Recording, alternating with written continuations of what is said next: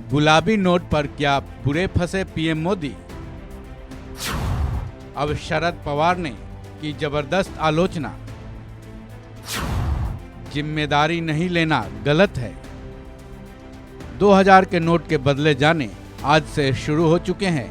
हालांकि फिलहाल तो बैंकों में अफरा तफरी की कोई खबर सामने नहीं आई है, लेकिन राजनीतिक हलके में 19 मई के बाद से ही गुलाबी नोट ने तहलका मचाया हुआ है।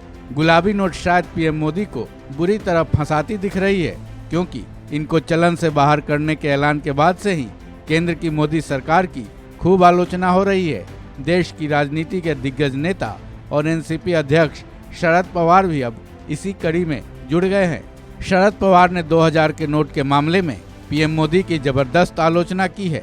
एनसीपी अध्यक्ष शरद पवार ने इसे नोटबंदी से जोड़ते हुए कहा कि उस वक्त कई बैंक संकट में आ गए थे।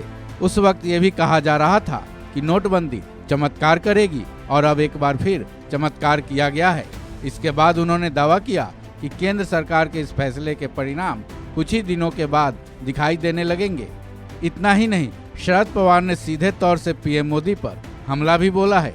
उन्होंने कहा कि कोई फैसला लेना फिर उसकी जिम्मेदारी नहीं लेना गलत है।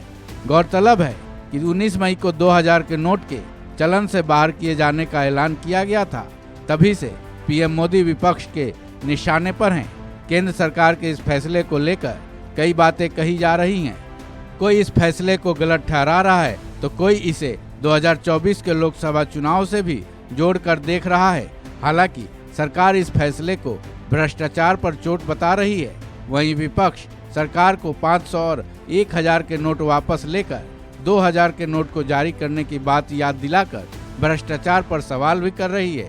इन आरोपों और आलोचनाओं का रिजल्ट क्या होगा, फिलहाल ये तो नहीं कहा जा सकता, लेकिन आज से 2000 के नोट बदले जाने शुरू हो चुके हैं।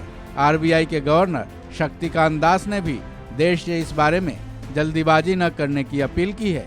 साथ ही इसके गाइडलाइन भी जारी की जा चुकी है। फिलहाल तो बैंकों में इस मामले को लेकर सब शांति है। कम से कम 2000 के नोट बदले जाने के पहले दिन 2016 वाली स्थिति तो नहीं दिख रही है। बहरहाल राजनीति के लिए 2000 के नोट का चलन से बाहर होना एक अहम मुद्दा बन चुका है। यही वजह है कि एक के बाद एक पीएम मोदी को शरद पवार से पहले भी कई विपक्षी नेता घेर चुके हैं।